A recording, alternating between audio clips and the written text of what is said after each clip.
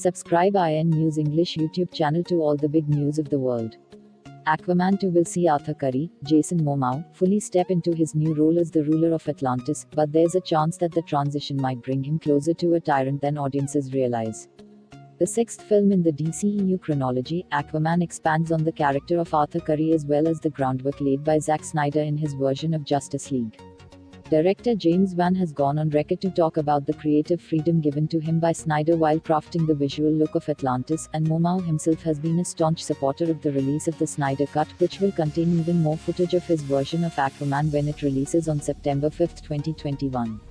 The first movie was a massive financial success for DC, making over $1 billion at the box office and quickly becoming the highest-grossing film in the DCEU. The franchise is only set to grow even larger in coming years, with James Wan already signed on for a sequel releasing in 2022.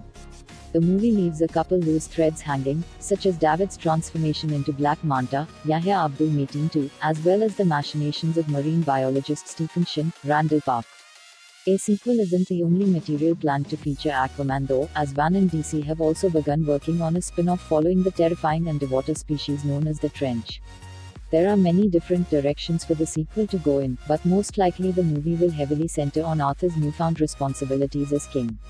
While it's entirely possible for Arthur to defy expectations and make a great ruler, certain key moments in the first film imply that that might not be the case. Aquaman was Black Panther told in reverse. Upon release, one thing that attentive fans of both Marvel and DC noticed was that the movie had some striking similarities to 2018 Black Panther.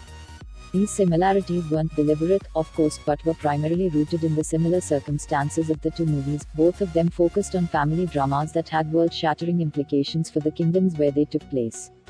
In Black Panther, T'Challa discovers that his father's transgressions have led to the corruption of Killmonger, Michael B. Jordan, an American terrorist with a claim to the throne of Wakanda and a deep-seated hatred of the world's oppressive power structures. T'Challa, Chadwick Boseman, is forced to defeat him but is also made to reckon with both his father's mistakes and the current state of the world at large. However, in Aquaman, the situation is reversed.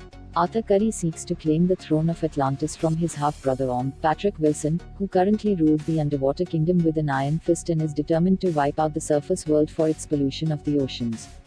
The conflict at the heart of both movies is born from a splintered family, and each movie's primary antagonist is a villain with understandable motivations but overly extremist attitudes and executions.